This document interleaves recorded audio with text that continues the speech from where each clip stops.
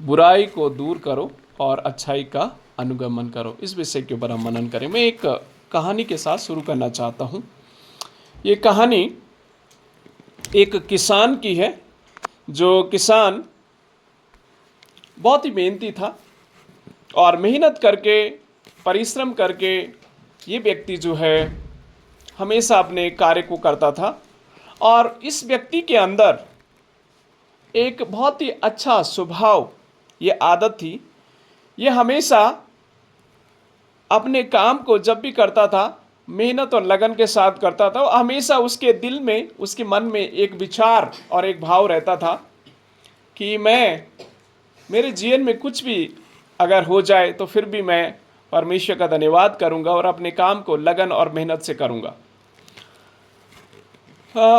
उसी गांव में एक व्यक्ति और भी था जो बहुत ही लालची और बहुत ही बेईमान, ईर्ष्यालु, इस प्रकार का ये जो व्यक्ति था। एक दिन की बात है, एक किसान जब इसकी फसल बहुत ही सुंदर थी और बहुत ही अच्छी फसल हुई थी और कटनी का समय बहुत ही निकट था। ये जो व्यक्ति, दूसरा व्यक्ति जो उस गांव में लालची था, ईर्ष्यालु था और इस किसान से बहुत जलता था, बहुत ही जलन करता था। हुआ क्या कि इस व्यक्ति ने उसके खेत में रात को उठ करके आग लगा दी और सुबह जब हुई तो इसकी पूरी जो फसल वहाँ की है सब नष्ट और समाप्त हो गई। और ये जो व्यक्ति है, जब सुबह उठा, उसने अपने खेतों को देखा तो काफ़ी टूट गया, काफ़ी रोया, परेशान हुआ। मन में तो बहुत गुस्सा उसका आया, लेकिन फिर भी इस व्यक्ति को मालूम है कि उस व्यक्ति ने जो मुझसे लड़ता है, ईर्ष्यालु है, लालची व्यक्ति है, इस व्यक्ति ने जलाया, उसे पता चल गया। लेकिन फिर भी इस किसान ने उस व्यक्ति को कुछ भी नहीं कहा और उसे माफ़ कर दिया। कुछ समय के बाद उसी गांव में एक बहुत बड़ा अकाल पड़ गया। अकाल जब पड़ा तो लोग खाने के लिए काफ़ी तरसने लगे, लोग परेशान हो गए और इतना एक समय आ गया कि लोग भूख के कारण, इवन कुछ लोगों की मौत भी हुआ। अब लोग जो है, सभी लोग परेशान थे। लेकिन एक किसान, उसने जो कुछ फसल का अपना भाग है, कुछ पहले से स्टोर करके रखा हुआ था और इसने उसके भोजन वस्तु रखी हुई थी, निकाल करके गांव के लोगों को देने लगा। और गांव के लोग उसका धन्यवाद करते हुए उस अनाज को उससे लेते और धन्यवाद देने लगे। अब उस व्यक्ति, वो लालची व्यक्ति, वो सालू व्यक्ति जिसने उसके खेतों को जलाया था, आग लगाया था, अब उसको भी बड़ा मुश्किल होने लगा, क्योंकि उसके मन में वो भय था कि किसान अब मेरा बदला लेगा, क्योंकि मैंने इसके फसल को जो है जलाया था और ये मुझे नहीं देगा तो मेरी मौत हो जाएगी, मेरे परिवार मर जाएगा।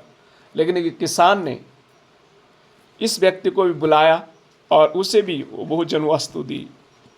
और ये व्यक्ति ने जब भोजन वस्तु को लिया और रो करके, गिड़गिड़ा करके किसान के पास आया और कहा, भाई साहब, मुझे बहुत क्षमा कर दीजिए, मैं पश्चाताप करता हूँ, आपसे माफ़ी चाहता हूँ, क्योंकि उस रात को जो आपकी फसल जलाई गई वो मैंने की। इस किसान ने मुस्कुरा के कहा, मुझे मालूम था कि आपने की, लेकिन फिर भी मैंने आपको कुछ भी नहीं कहा और आपको दिल से माफ़ कर दिया। मुझे मालूम था कि आपका ये स्वभाव या आदत है और इस आदत को बदलना आपके जीवन में बहुत ज़रूरी है। तो ये जो व्यक्ति है, ईर्ष्यालु व्यक्ति है, जलन करने वाला व्यक्ति है, उसने उसी दिन वायदा किया और कहा इस किसान से, आज से मैं वायदा करता हूँ कि मैं भी कभी भी लालच और ईर्ष्या नहीं करूँगा। और उस व्यक्ति का जो जीवन है वो बदल गया। यहाँ पर जो कहानी का संदेश मैं आपको देना चाहता हूँ ये है, बुराई को दूर करो और अच्छाई का अनुगमन करो। ये किसान अगर चाहता तो मौका था उसके पास, किस लालची व्यक्ति को भोजन वस्तु न देता और वो मर जाता उस अकाल के समय में। पर इस किसान ने अपनी अच्छाइयों को, अपने भले कार्य को करना जारी रखा, इसलिए उस व्यक्ति का जीवन भी बदल गया। और परमेश्वर का वचन भी हमें वही सिखाता है कि हमें बुराई को बुराई से नहीं, लेकिन भलाई से और अच्छाई से और प्रेम से जीतना चाहिए। और बाइबल के जो आज हमारे बीच में 4 बाइबल के पाठ पढ़े गए, उसमें पहला पाठ जो है वो व्यवस्था विवरण उसका 25 अध्याय उसके 13 वचन से 16 वचन तक जो हमने पढ़ा, उसमें जो पहली बात हम सीखते हैं वो है परमेश्वर कुटिलता से घृणा करता है। God hates dishonesty. परमेश्वर जो है कुटिलता से घृणा करता है, डिसऑनेस्टी से परमेश्वर घृणा करता है। यहाँ पर इस बाइबल के पाठ जो आप पढ़ते हैं, इजरायलियों के समय में, इजरायली लोग जो हैं उनके समय में व्यापार जो है, लेन देन जो है वो बहुत ही महत्वपूर्ण रहा करता था, और इसमें ईमानदारी जो है उसको ज़्यादा महत्व दिया जाता था।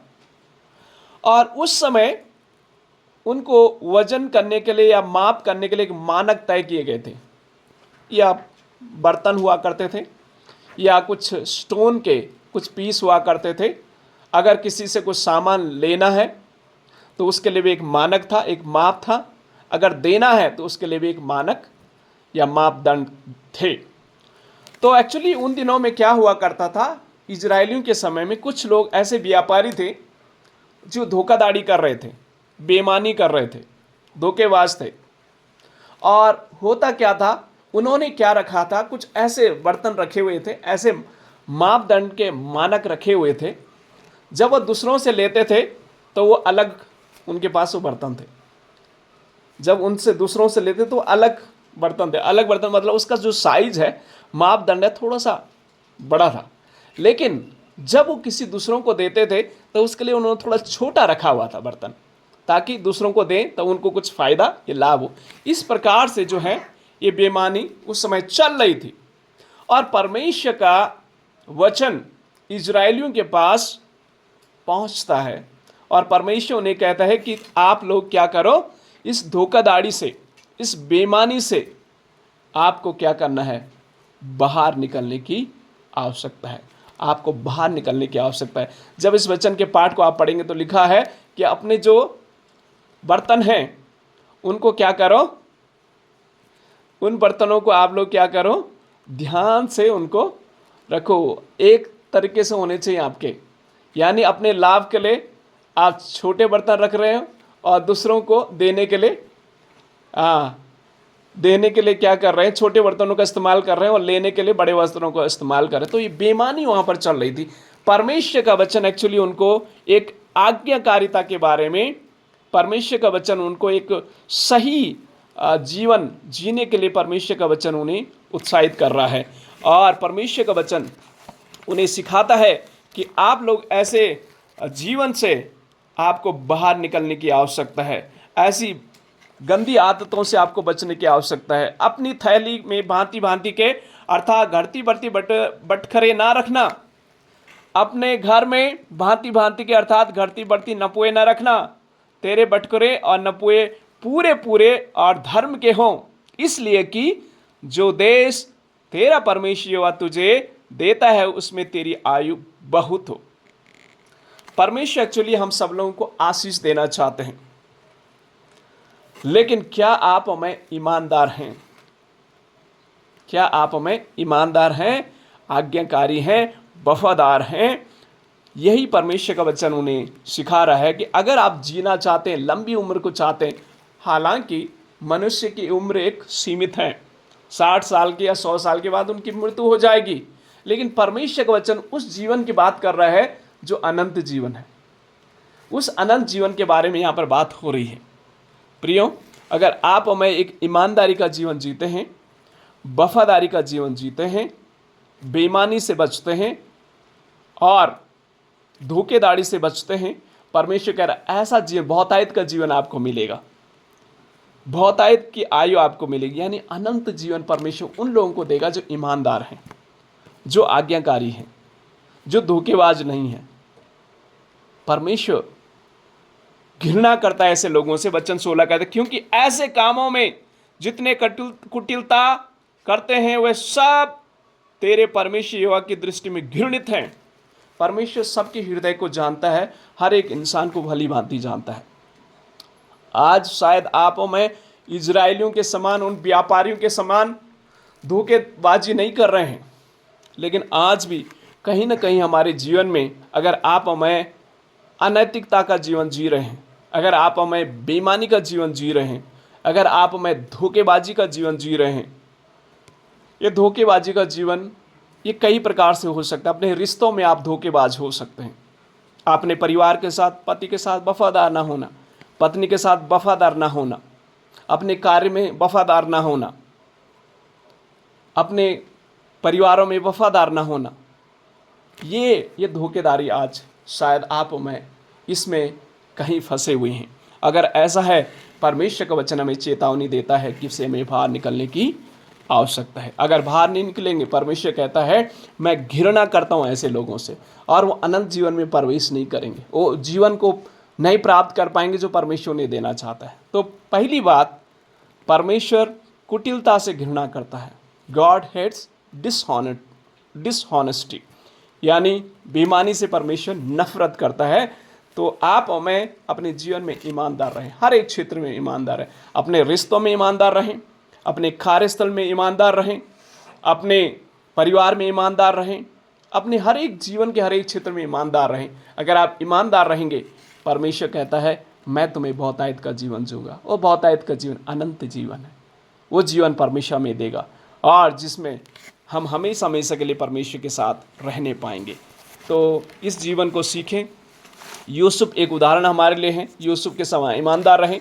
उसके जीवन में बहुत सारी मुश्किलें आई, परेशानी आई, उसके ऊपर झूठे आरोप भी लगाए गए, फिर भी ईमानदार रहा। तो आप और मैं यूसुफ की जीवन शैली को अपने जीवन में लें और ईमानदार रहें, और परमेश्वर हमें शिरोमणि बनाएगा। जब हम आगे बाइबलों को पाठ पढ़ते हैं तो लिखा है कि परमेश्वर जो लोग ईमानदार हैं, वफादार हैं, परमेश्वर उन्हें शिरोमणि बनाएगा, यानी ऊपर आशीष देगा, उठाएगा। तो दूसरी बात जो है, भजन संहिता उसका 27 अध्याय से हम दूसरा जो भाग हमने पढ़ा है, उससे दूसरी बात जो हम सीखते हैं वो है परमेश्वर की ज्योति में रहना। परमेश्वर की ज्योति में रहना। भजनकार 27 में कहता है, यहोवा परमेश्वर मेरी ज्योति और मेरा उद्धार है, मैं किस से डरूं? क्योंकि मेरे जीवन का दृढ़ गढ़ परमेश्वर ठहरा है, मैं किसका भय खाऊं। दूसरी बात, परमेश्वर की ज्योति में रहना। ये घटना दाऊद जो है अपने जीवन के द्वारा इस बात को लिखता है, और हमें मालूम है, बाइबल का इतिहास हमें बताता है। इसकी पृष्ठभूमि इस प्रकार से है, जब अबसलोम दाऊद का अपना बेटा उसका विद्रोही हो गया, उसके राजपाट को छीनने के लिए विद्रोह करने लगा। ये पृष्ठभूमि उस प्रकार से है, जब साउल राजा, जिसकी दाऊद ने मदद की, उसकी जान को लेने के लिए उसका पीछे करने लगा। तो उस समय दाऊद को ऐसा महसूस अपने जीवन में होने लगा कि अब जीवन का अंत जैसा है। जब आपका अपने प्रिय बेटा, परिवार का सदस्य आपके खिलाफ हो जाए, जिनकी आप मदद करें, जिनकी आप सहायता करें, अगर वही लोग आपके खिलाफ हो जाएं, तो ऐसी परिस्थिति में, ऐसे समय में आप और मैं जीवन में बहुत ही निराश और टूट जाते हैं। ऐसा महसूस होता है कि जीवन का शायद अब अंत हो जाएगा।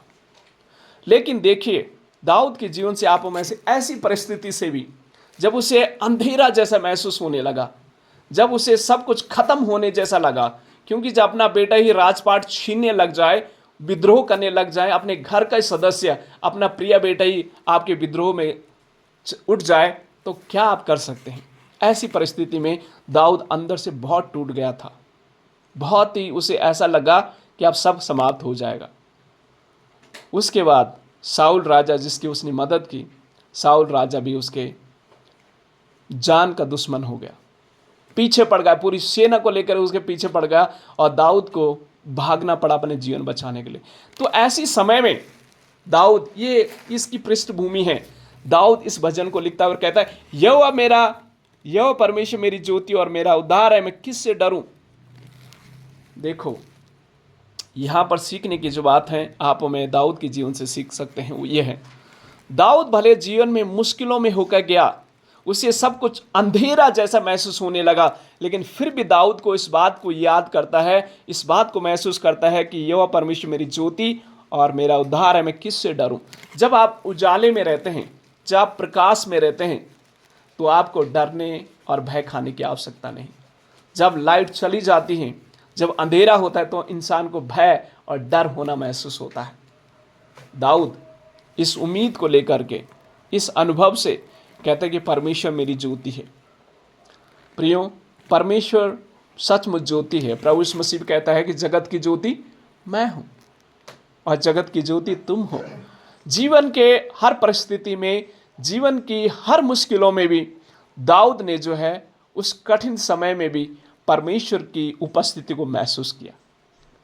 तो जब आपके जीवन में मुश्किलें आ जाएं, शायद दाऊद के समान आपके जीवन में घटना नहीं हुई होगी जैसे दाऊद के जीवन में हुई, लेकिन आप और मैं सीख सकते हैं दाऊद के जीवन से इस बात को, जब आपके जीवन में मुश्किल आ जाएं, जब आपके जीवन में परेशानी आ जाए, जब आपको ऐसा लगे सब कुछ समाप्त हो गया, बीमारी के कारण हो सकता है, पारिवारिक तंगी के कारण हो सकता है, आर्थिक तंगी के कारण हो सकता है, विभिन्न प्रकार से जब आपको ऐसा महसूस होने लगा कि सब कुछ समाप्त होने वाला है, उस परिस्थिति में दाऊद के अनुभव से सीखें कि परमेश्वर के पास आएं और प्रभु की ओर मुड़ें और कहें, हे परमेश्वर आप मेरी ज्योति है, आप मेरी ज्योति, मैं किससे डरूं, मैं किसका भय खाऊं। वो हौसला, वो विश्वास, वो उम्मीद आपकी और मेरी जब परमेश्वर के ऊपर होती है तो परमेश्वर हमारी मदद और सहायता करता है। यहाँ पर 2 वचन में लिखा है, जब कुकर्मियों ने जो मुझे सताते हैं, मुझ पर बैर रखते हैं, मुझे खा डालने के लिए मुझ पर चढ़ाई की, तब वह ही ठोकर खा करके गिर पड़े। ये अपने अनुभव से कहता है। साउल राजा भी स्वयं अपने आप को क्या करता है, आत्महत्या करता है। उसका बेटा अबसलोम का भी हत्या हो जाती है, यानी उसके खिलाफ थे दाऊद के, लेकिन उनका खुद ही ठोकर खा करके गिर जाते हैं। जब आपका भरोसा और विश्वास परमेश्वर की ओर होता है, परमेश्वर हमें संभालता है और हमारी मदद करता है। लेकिन दाऊद की जीवन की जिज्ञासा देखिए, 4 वचन कहता है, मैं एक बार यहोवा से मांगा है, उसी के यत्न में लगा रहूंगा कि मैं जीवन भर यहोवा के भवन में रहने पाऊं, जिससे यहोवा की मनोहरता पर दृष्टि लगाए रहूं और उसके मंदिर में ध्यान किया करूं। जब आप आगे के वचनों को पढ़ेंगे तो दाऊद अपने अनुभव से इस बात को कहता है कि हे प्रभु, मेरी जीवन की एक ही लालसा है, मेरी एक ही इच्छा है कि मैं आपको क्या करूं, निहारूं, आपकी उपस्थिति में रहूं। प्रियो, जब जीवन में मुश्किलें आए, परेशानी आए, आप उन परेशानियों से हट करके, उठ करके परमेश्वर की उपस्थिति की ओर मुड़े, परमेश्वर की ओर मुड़े और परमेश्वर की ज्योति को आप महसूस करने पाएंगे और अनुभव करने पाएंगे और अपना विश्वास आप और दृढ़ करने पाएंगे और परमेश्वर का धन्यवाद देने पाएंगे, जैसे दाऊद अपने अनुभव से देता है परमेश्वर का धन्यवाद। मुश्किल से भी परमेश्वर ने उसे बाहर निकाला। परमेश्वर हमें भी बाहर निकालेंगे, क्योंकि परमेश्वर की ज्योति में हमें रहने की आवश्यकता है, परमेश्वर की उपस्थिति में रहने की आवश्यकता है। Leave in the light of God, परमेश्वर की ज्योति में रहें। परमेश्वर की ज्योति में रहना, वचनों में रहना, संगति में रहना, कलीसिया में आते रहना, प्रभु के लोगों की संगति में रहना ही परमेश्वर की ज्योति को आप अनुभव करने पाएं। तो प्रभु इस वचन के द्वारा हमें आशीष दे। मैं अगले भाग की ओर बढ़ना चाहता हूं। जो तीसरा बाइबल का पाठ हमारे बीच में पढ़ा गया वो है याकूब की पत्री, उसका 4 अध्याय, उसके 7 वचन से लेकर उसके 5 अध्याय के 6 वचन तक। यहाँ पर जो तीसरी बात हमें सीखने को मिलती है वह है भलाई न करना पाप है। भलाई न करना पाप है। और यहाँ पर याकूब 7 वचन में इस प्रकार से लिखा, इसलिए परमेश्वर के अधीन हो जाओ और शैतान का सामना करो तो वह तुम्हारे पास से भाग निकलेगा। परमेश्वर के निकट आओ तो वह भी तुम्हारे निकट आएगा।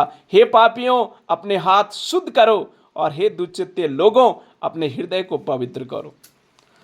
जब आप इसकी पृष्ठभूमि के बारे में जानते हैं, उसके बारे में अगर आप अध्ययन करें, तो इस पत्री को लिखने वाला याकूब, प्रभु यीशु मसीह का प्रिय भाई याकूब है। और उस समय यहूदी लोगों में से लोग प्रभु को विश्वास किए, यानी मसीह बने, लेकिन उनके बीच में काफ़ी सताव का सामना वो कर रहे थे। एक तो उन लोगों से, जब वो मसीह बन रहे थे, यहूदी धर्म से मसीह बन रहे थे, तो यहूदी लोगों ने सता रहे थे। लेकिन दूसरी समस्या एक्चुअली इनकी आंतरिक समस्या थी। इनके बीच में बहुत सारे पाप, लालच, अहंकार की प्रवृत्ति जाग रही थी। मसीह तो बन रहे थे लेकिन उनका स्वभाव बदल नहीं रहा था, उनका जीवन बदल नहीं रहा, उनके जीवन में परिवर्तन नहीं था। तो वहां पर याकूब जी उन्हें चेतावनी दे रहा है कि आप संसार से मित्रता मत कीजिए। आप कहते हैं कि मैं मसीह हूं, लेकिन आपका जीवन अभी संसार के जैसे ही सदृश्य है, आपके जीवन में कोई परिवर्तन नहीं है। इस बातों के बारे में बहुत ही डांट और फटकार, बहुत ही स्ट्रांग लेटर याकूब जो है उन मसीह भाई बहनों को उस समय लिख करके भेजा है। और फिर वो कह रहे भाइयों के बीच में भी दोष लगाया जा रहा था। कुछ लोग मसीह में बढ़ रहे थे लेकिन उनके बीच में आप में मतभेद थे, लड़ाई झगड़े थे और बहुत सारे अहंकार के कार्य हो रहे थे, लालच के कार्य हो रहे थे, व्यभिचार के कार्य हो रहे थे, बहुत सारी गंदे गंदे जो कार्य हैं वहाँ पर घट रहे थे। और घमंड के ऊपर भी चेतावनी यहाँ पर याकूब उन्हें दे रहा है, धनवानों को भी चेतावनी दे रहा है। उस समय जो यहूदी धर्म से मसीह में आ रहे थे, एक तो वो सताव उन्हें हो रहा था कि मसीह धर्म अपना रहे हैं और यहूदी रीति रिवाज का पालन नहीं कर रहे। दूसरा, इनके बीच में कुछ समस्या थी, लालच करना, अहंकार, लड़ाई झगड़े, व्यभिचार, विभिन्न प्रकार के जो गलत गलत कार्य हैं इनके बीच में वो हो रहे थे। याकूब उन्हें चेतावनी दे रहा है कि सुधर जाओ, नहीं तो शैतान तुम्हें क्या कर लेगा, शैतान तुम्हें नष्ट करेगा। और याकूब ने उत्साहित करा, परमेश्वर के निकट आओ तो तुम्हारे निकट कौन आएगा, परमेश्वर तुम्हारे पास आएगा। बहुत ही स्ट्रॉन्ग लेटर एक्चुअली ये है। अगर आप इसके एक एक शब्दों को पढ़ेंगे तो बहुत ही कठोर शब्द जो हैं यहाँ पर याकूब जो है कह रहे हैं। कहने का कारण यही क्योंकि वहाँ पर गलत गलत चीज़ें घट रही थी। प्रियो, भलाई न करना पाप है, वचन 17 कहता है, इसलिए जो कोई भलाई करना जानता है और नहीं करता उसके लिए पाप है। उस समय जब कुछ लोग, गरीब लोग भी मसीह में आ रहे थे, गैर यहूदी लोग भी मसीह में आ रहे थे, तो याकूब ने उत्साहित कर रहा है कि हे धनवानों, अपने धन को लेकर के कहाँ जाओगे, कहाँ जाओगे अपने धनों को लेकर के, ये सब नष्ट हो जाएगा। सोना चांदी, आपके वस्त्र, सारी चीज़ें जो हैं संसार में सब खत्म हो जाएगा। अच्छा है उन गरीब भाई बहनों की मदद करो जो मसीह में आगे बढ़ रहे हैं, उनका सहयोग करो, उनकी सहायता करो, उनकी मदद करो। और बहुत सारी और भी गलत गलत चीज़ें वहाँ पर हो रही थी। व्यापार के बारे में चेतावनी दे रहा है। जैसे मैंने कहा कि यहूदियों में कुछ कुछ ऐसे बटकरे वो बनाते थे अपने लाभ के लिए दूसरे और बेचने के लिए दूसरे, तो ये सब चीज़ें वहाँ पर हो रहा था। तो याकूब उन्हें चेतावनी दे करके उन्हें डांट रहा है, फटकार रहा है और सुधारने के लिए उन्हें उत्साहित कर रहा है। प्रियो, आज हमारे जीवन में अगर ये सब चीज़ें हैं तो परमेश्वर का वचन कहता है कि हम अपने आप को शुद्ध करें, क्योंकि अगर शुद्ध करेंगे परमेश्वर हमें आशीष देंगे, और अगर उसी जीवन में जिएंगे तो शैतान हमें नष्ट करेगा और हम नरक की कुंड में जाएंगे। ये परमेश्वर का वचन चेतावनी भी हमें देता है याकूब की पत्री। अगर हम परमेश्वर के निकट आएंगे तो परमेश्वर भी हमारे निकट आएगा और हमें वही परमेश्वर जो है शुद्ध और पवित्र कर सकता है, क्योंकि परमेश्वर पवित्र हैं और पवित्र परमेश्वर हमें पवित्र कर सकता है जो उसकी उपस्थिति में आप आएंगे। तो भलाई करते रहिए। भलाई कई प्रकार की होती है, ज़रूरी नहीं कि किसी को पैसा दे करके भलाई होता है, नहीं, भलाई कई प्रकार से होती है। अगर कोई निराशा में है, परेशानी में है, आप उनके लिए प्रार्थना करें और उन्हें की उम्मीद दें, परमेश्वर उन्हें आशीष देंगे और उनका जीवन सुधारेंगे। मैं रिसेंटली एक मदर का एक वीडियो देख रहा था, आरसी के रोमन कैथोलिक हैं, तो उन्होंने एक जो बच्चा है, एक छोटा सा बच्चा, उसको कैंसर हो गया था और उस बच्चे के लिए लगातार प्रार्थना करती रही, लगातार उसे विजिट करती रही, लगातार उस बच्चे के लिए पर्सनल प्रार्थना करती रही, वहाँ पर जा कर के प्रार्थना करती रही, और कुछ समय के बाद उस बच्चे का जो जीवन है बच जाता है, उस कैंसर से वो छुटकारा पा। डॉक्टर ने कह दिया था कि ठीक नहीं होगा, शायद कुछ समय के लिए रहेगा, पर परमेश्वर का धन्यवाद हो उस बहन की, उस माता, उस मदर की जो है प्रार्थना परमेश्वर ने सुनी और वो बेटा बच गया। आमीन। परमेश्वर जो भलाई कई प्रकार की होती है, जैसे मैंने कहा जरूरी नहीं कि पैसा दे करके भलाई होती है। अगर कोई बीमारी में है, परेशानी में, उनके लिए प्रार्थना करो। अगर निराशा में है तो उन्हें एक उम्मीद दो, उन्हें उम्मीद दो। जैसा न कैसे आप दूसरों की मदद कर, जैसे उस किसान ने, देखिए वो चाहता था उस दुश्मन को जिसने उसके खेत को जलाया उसे नहीं खाना देता, वो मर जाता, लेकिन उसने उसकी मदद की, उसको भी दिया, तो उसका जीवन भी बदल गया। तो परमेश्वर जब आप हमें भलाई करते हैं, परमेश्वर ने हमें आशीष देते हैं। तो भलाई कई प्रकार से हो सकती है और हमारा परमेश्वर हमें सिखाते हैं कि हर बात में दूसरों की मदद करना चाहिए। अगर हम भलाई नहीं कर रहे हैं तो एक्चुअली हम पाप कर रहे हैं। उदाहरण के लिए, अगर आपके अंदर गिफ्ट है दूसरों को उत्साहित करने का और आप दूसरों को उत्साहित नहीं करते हैं तो एक्चुअली वो पाप है आपके लिए, क्योंकि आपको परमेश्वर ने गुण दिया है दूसरों को उत्साहित करें, आप नहीं कर रहे हैं तो वो पाप है आपके लिए। परमेश्वर ने जो आपको दिया है उसका आप इस्तेमाल करें, आप अच्छी टीचिंग कर सकते हैं, आप नहीं कर रहे हैं तो वो आपके लिए पाप है। आपके पैसा है, आप लोगों को नहीं दे रहे हैं तो वो भी एक पाप है। तो कई प्रकार से आप दूसरों की भलाई और मदद कर सकते हैं, दूसरों की सहायता कर सकते हैं। परमेश्वर से कहें, प्रभु हमारी मदद और सहायता करें ताकि हम जो है दूसरों के लिए भलाई और आशीष का कारण हो सके। नहीं तो इस संसार में शैतान जो है तैयार है दूसरों को नष्ट करने के लिए और उन्हें परमेश्वर की योजना से, परमेश्वर की संगति से दूर ले जाने। इसीलिए याकूब जो है उन मसीह भाई बहनों को चेतावनी दे रहा है जो यहूदी धर्म से मसीह में आ गए थे और गैर विश्वासी लोग भी मसीह में आ गए थे। उन्हें ये चेतावनी दे रहा, आप मसीह में तो आ गए, लगातार आगे बढ़िए। अगर नहीं बढ़ रहे हैं तो शैतान आपको दूर लेके जाएगा। तो जो छोटे छोटे प्रभु में लोग बढ़ रहे हैं उनकी भी सहयोग और मदद करें। परमेश्वर हमारी मदद करें, क्या भलाई करते रहें। अगर कहीं भी आपको अपॉर्चुनिटी मिलता है, परमेश्वर के अनुग्रह से उनका सहयोग और मदद करें। जैसे भी परमेश्वर आपका मार्गदर्शन करता है और आपकी अगुवाई करता है। लास्ट अंतिम बात जो हमें सुसमाचार के पाठ से सीखने को मिलती है, मत्ती रचित सुसमाचार उसका 21 अध्याय उसका 28 पद से 32 तक हम जब पढ़ते हैं, यहाँ पर हमें लास्ट अंतिम बात सीखने को इस प्रकार से मिलती, पश्चाताप करें और परमेश्वर की इच्छा पूरी करें। Repent and do the will of God. पश्चाताप करें और परमेश्वर की इच्छा को पूरा करें। यहाँ पर एक दृष्टांत प्रभु यीशु मसीह ने दिया है। ये इस प्रकार से हैं, यहाँ पर दो भाई हैं, एक पिता है और उस पिता के दो पुत्र हैं। पिता ने पहले से कहा, बेटा क्या करो, क्या आप बारी में काम करने के लिए जाएंगे? तो पहले ने कहा नहीं जाऊंगा, परंतु बाद में पछताकर चला गया। दूसरे ने कहा हाँ जाऊंगा, पर नहीं गया। तो इस घटना से आप मैं क्या सीख सकते हैं? परमेश्वर एक्चुअली हम लोगों को जो है पश्चाताप करने का हृदय देना चाहते हैं। पश्चाताप ही हृदय होना बहुत जरूरी। इस व्यक्ति ने, पहले लड़के ने क्या किया, मना तो किया था लेकिन बाद में पछताया और चला गया।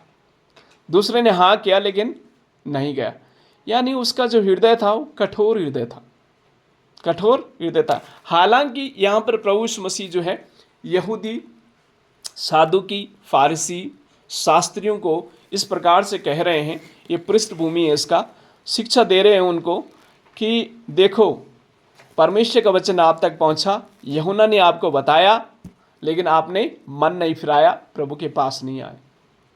लेकिन कुछ लोग जो हैं पापी लोग हैं और टैक्स कलेक्टर हैं, गैर यहूदी लोग हैं, अन्य जाति लोग हैं, उन्होंने सुना, मन फिराया, परमेश्वर के राज्य में आ गए। वो लोग आ गए लेकिन तुम लोग नहीं आए, तुम कठोर हो गए, नहीं परमेश्वर के राज्य में आए।